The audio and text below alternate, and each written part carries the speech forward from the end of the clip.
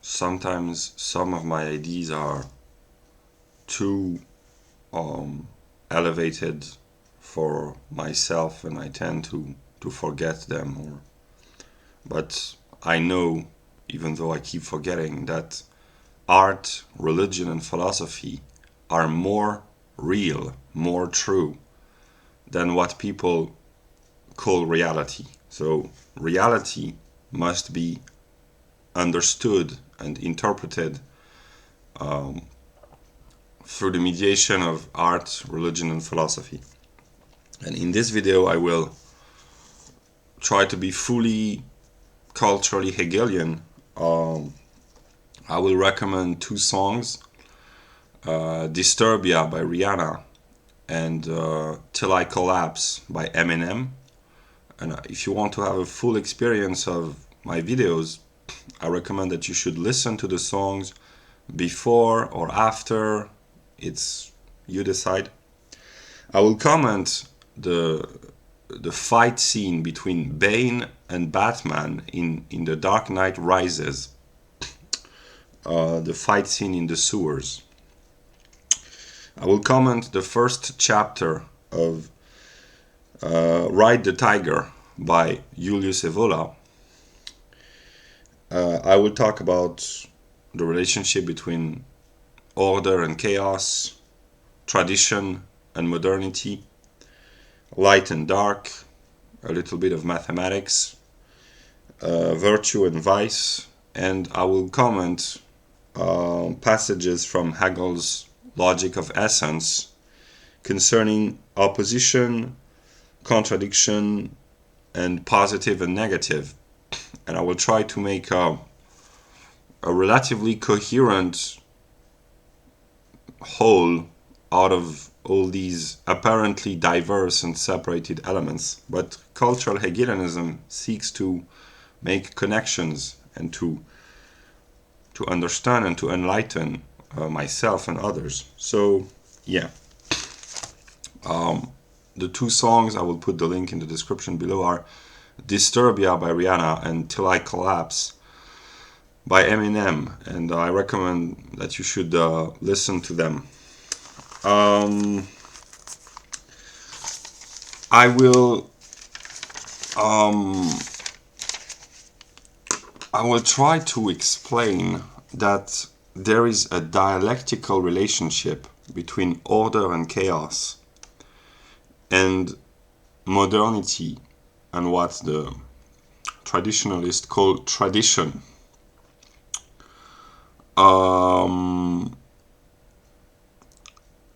But before I begin, I assume that if you are stumbling upon this video, you have watched at least partly my series of videos titled Hyperborea, that you've watched the introductory videos concerning order and chaos, and that you're familiar with the geopolitical and political context of present-day Europe, all the videos that I've made, because otherwise you will not understand anything. So if you feel that I have something valuable to share, I recommend that you should watch my videos, my other videos. I will maybe put the link, because otherwise it will be unintelligible.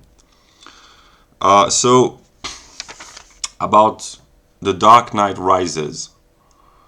Modern pop culture, as a form of art, is a manifestation of absolute spirit. It is the way in which spirit, which is the absolute, substantial, immaterial reality which shapes and structures the world, gives itself a sensuous presentation, a sensuous representation and image of himself. And in this fight scene, I will put the link below, Bane and Batman represent moments in the self-conflictual struggle of spirit or God against himself. And Bane says, peace has cost you your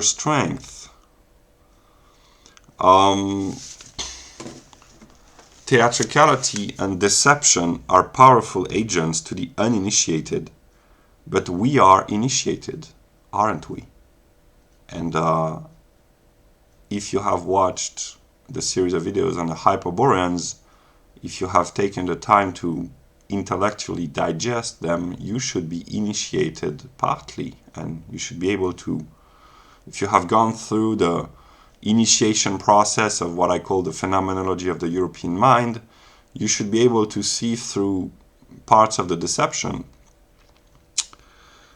Members of the League of Shadows, and here is a passage that I would like to read from Hegel's logic to make things intelligible. The system of logic, speculative logic, is the realm of shadows, the world of simple essentialities, freed of all sensuous concretion. To study this science, to dwell and to labor in this realm of shadows, is the absolute culture and discipline of consciousness. So Hegel says basically that speculative logic is the mind of God. This realm is truth unveiled, truth as it is in and for itself. It can therefore be said that this content is the exposition of God as he is in his eternal essence before the creation of nature and of a finite spirit. So, if you're familiar with Hegel, with all the videos that I make about Hegel at this point, hopefully you are, nature and the world of spirit are reflections, manifestations of the eternal logical idea, which is the totality of all logical determinations in a unified and organic, free-flowing way. And that's why we find logical categories within the world, because it is made in the image of God's mind. So, yeah.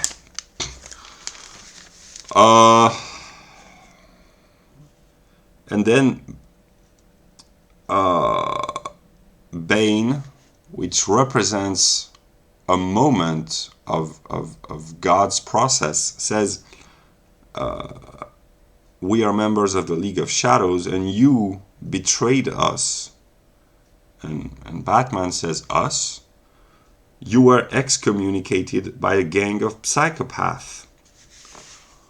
To make things intelligible, the gang of psychopaths. First, a psychopath is someone whose soul, whose psyche suffers. Psychopath means the passive suffering of the soul. And God has a soul, and his soul is subject to suffering. So God is partly, not only, thank God, not only, a psychopath. And for one who is familiar with the history of philosophy, the German philosophers are a gang of psychopaths.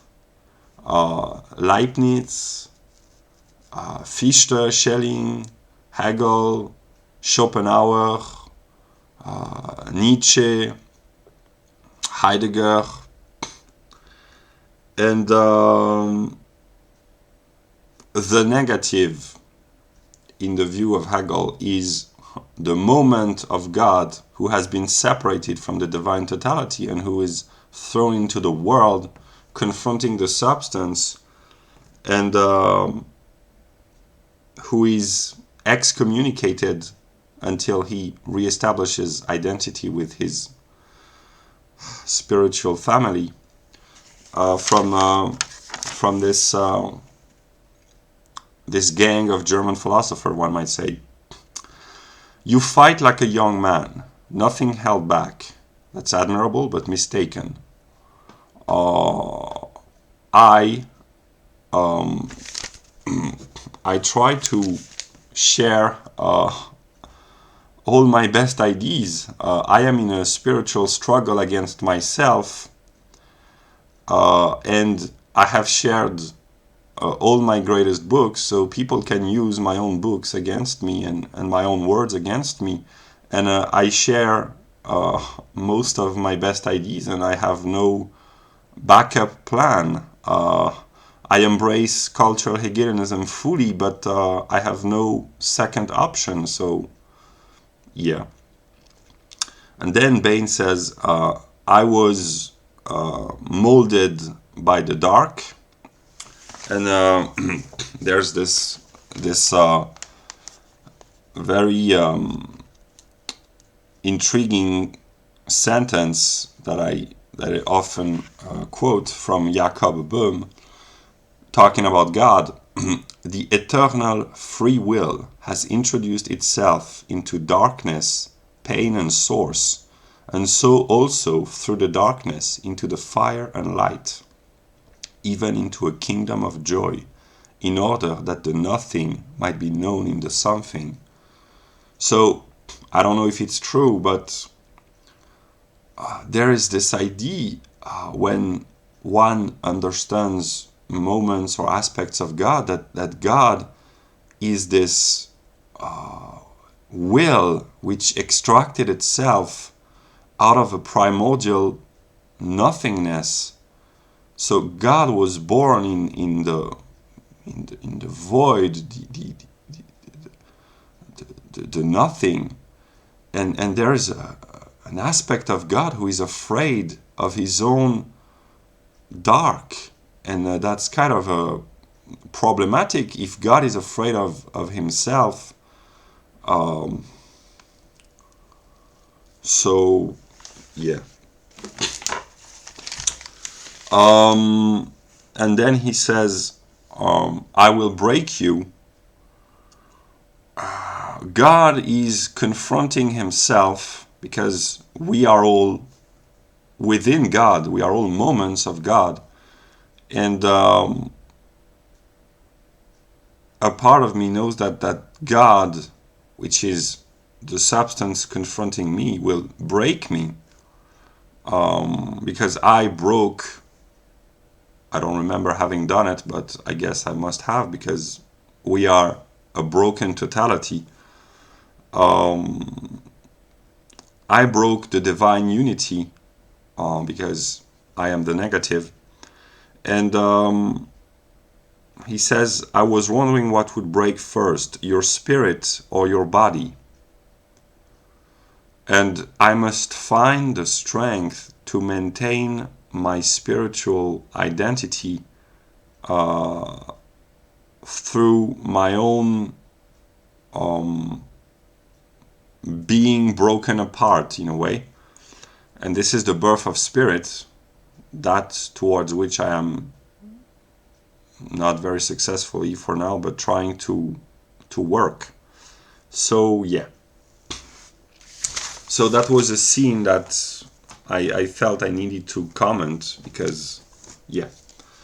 And now I will comment on passages from Ride the Tiger. So the purpose is to make the connection between modern pop culture, the two songs that I've mentioned, the Hollywood movies, the scene that I have briefly commented, and Evola and Hegel. And cultural Hegelianism is the attempt to bring these moments, these diverse aspects, into a conceptual unity. I read from the introduction, I guess. Ride the Tiger. Everything that has come to predominate in the modern world is the direct antithesis of the world of tradition, in which a society is ruled by principles that transcend the merely human and transitory. And I will show later in Hegel's logic that if it is the direct antithesis, that the opposites are in a speculative unity with one another. So modernity, by being the opposite of tradition, is a moment of tradition itself, and one has to find tradition within modernity, and I will show in a more rigorous way later. He says that by riding the tiger, an individual may transform the destructive processes into inner liberation.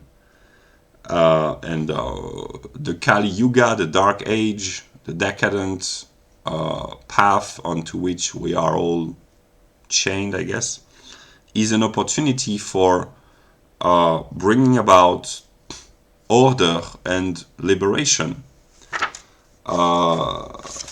Yeah, so it is Ride the Tiger is a survival manual for the aristocrats of the soul. If you are still watching this video, I guess that you think that you belong to this psychological, I guess, psychic aristocracy. The present age appears essentially as an age of dissolution.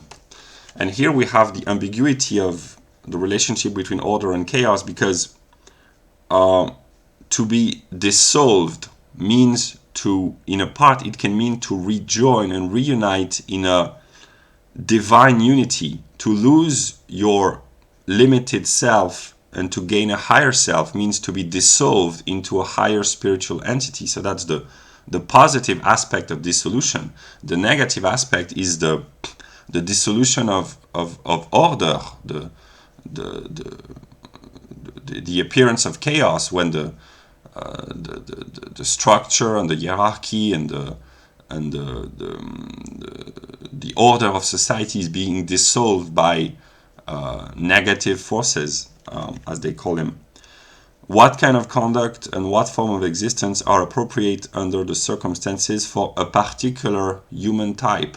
And this video is dedicated as of now for a particular type of humans, what I call the Hyperboreans, or those who will recognize themselves in this spiritual aristocracy to which hopefully they want to belong. What I'm about to say does not concern the ordinary man of our day.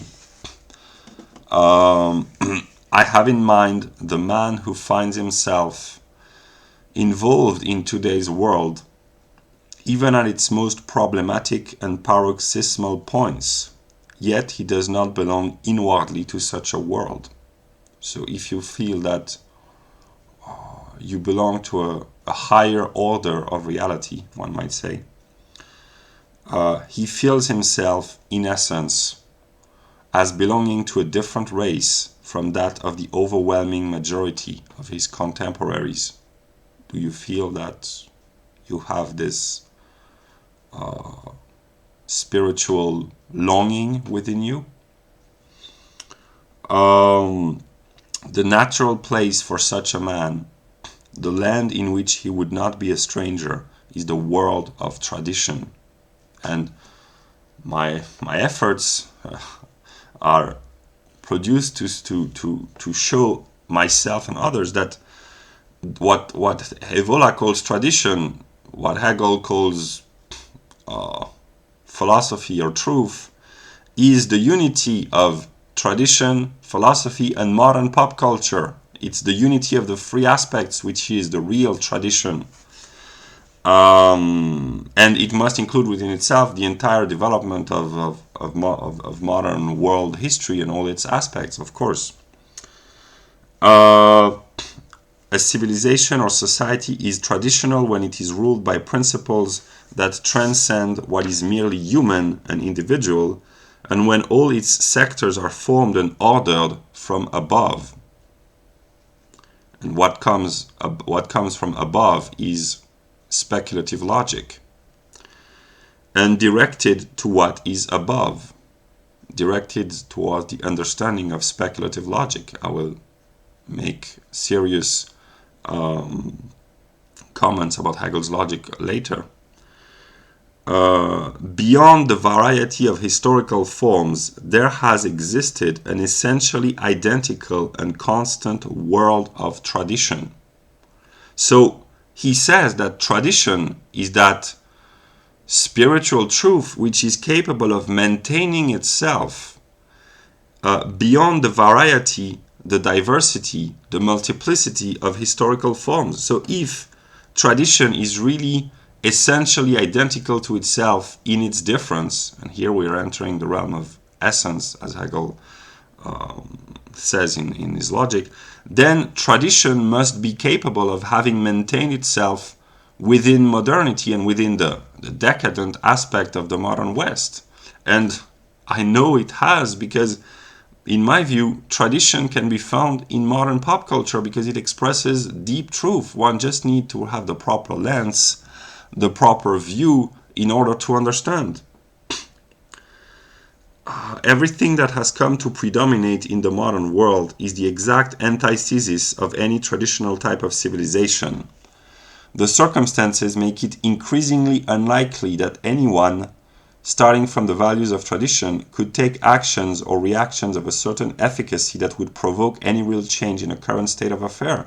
Here, if I might, I disagree with Master Evola, because if it is the exact antithesis, then the circumstances make it likely that a spiritual force will oppose itself to this anti-tradition, and there is a rise and a revival of Evola's thought. And to be honest, Julius Evola has never been so famous and so well read and studied by so many people for now in mostly right-wing circles than as of now. So his teachings are becoming more and more listened and appreciated and valued and understood. So that he could not understand, but I think I can.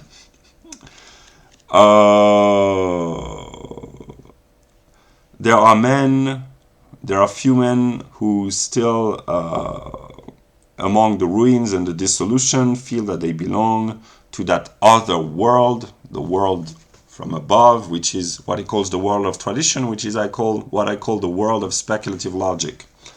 A little group seems willing to fight on, even in lost positions,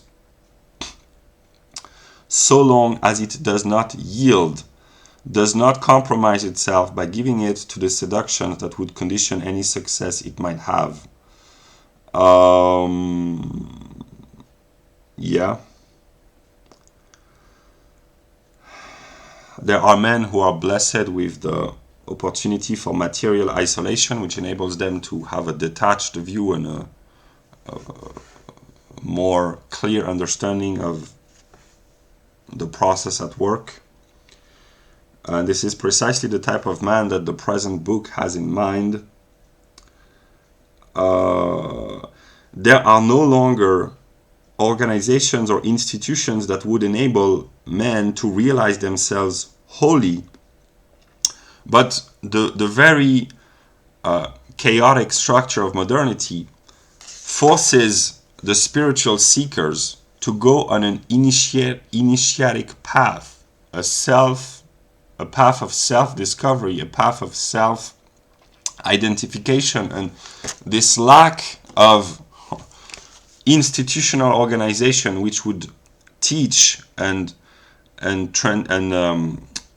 share and pass on the tradition, this lack of institutions is precisely that which creates the need to seek spiritual and traditional teachings all by yourself. And there are many, mostly right-wing Europeans, but they were not right-wing Europeans in the first place. It is the circumstances of modernity which have made them become, in the process of their development, right-wing pagan or traditional Europeans, and they are in a process of self-teaching and self-discovery of the world of tradition. And this lack of institution creates the need to create institutions, and this initiatic process is self-organizing in a way. So that's,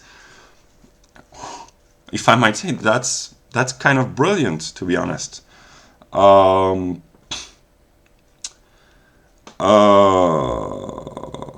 He says that socially and politically and culturally, what is crashing down is the system that took shape after broadly the French Revolution and the Industrial Revolution.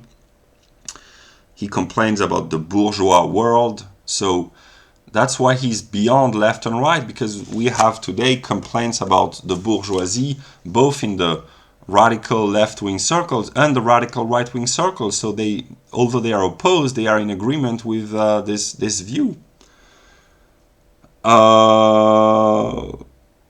He rejects the idea that the bourgeoisie could be a guardian against the dissolution. So he's an anti-conservative, anti-business mind, and those who have traveled the path of the negative at a certain moment, they will reject conservatism, libertarianism, and the classical right, even though they themselves had sometimes gone through this path, because they feel that bourgeois values are not sufficient to defend and to preserve the spiritual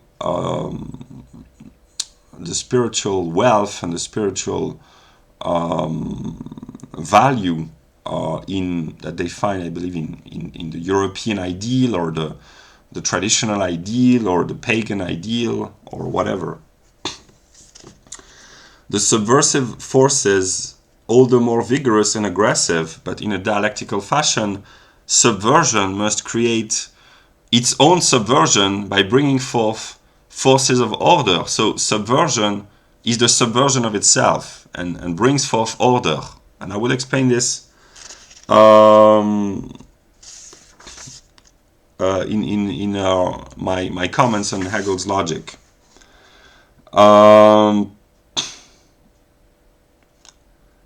It is good to sever every link with all that which is destined sooner or later to collapse. And here we can think of the radical right-wing pagans who want to detach themselves completely from the modern world and become autonomous and self-subsistent in creating permaculture farms. And in this sense, they become ecological leftists. That's a dialectical process. The impossibility within the climate of modern society, culture, and customs, which is the realm of objective spirit, of molding one's whole existence in an organic and unitary manner. And the idea of organic unity is a reflection of the logical idea, which is the totality of all logical categories, which is the mind of God, flowing through one another in an organic way. That's why the idea of God is alive, because it's a self-moving logical totality. And the reason why there are organisms within the world is because the world is the image of God's idea. And people for many decades have been in search, many centuries even, have been in search of a re-establishment of this organic unity. And it can only be achieved, I claim, in the unity with God's idea, with the divine idea. And what I am trying to share in my videos is to adopt the point of view of the logical idea, which is a self-creating process. And I am trying to illuminate and to make the exegesis of Hegel's logic so that people might be able to rationally copy their own behavior onto the rational view of this logical totality. I know it sounds quite complex, but God is complex.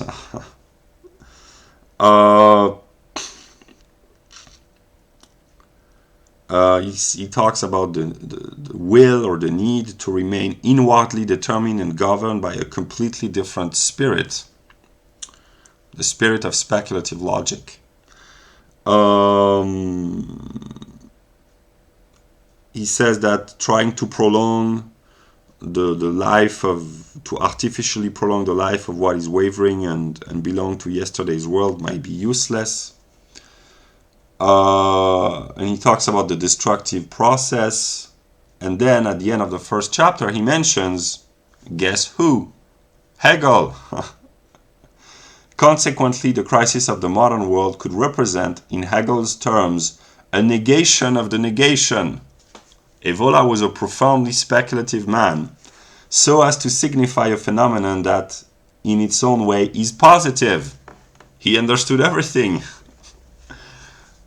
the modern decadent West is the negation of aristocratic, spiritual European values. But this negation, this negation of European identity creates, in a dialectical fashion, the will to understand who we as Europeans are, what our identity as Europeans are. We don't, at the beginning of the initiatic process, those who are on the path of the red pill, which is the path of the negative, they don't know who they are, they don't know their identity, they have to reconstruct, to reestablish through a cognitive and ethical and spiritual path their self-identity, and to remember, to rediscover who they are. And this is the negation of the negation, and this brings forth a positive setting, a positive assertion, which is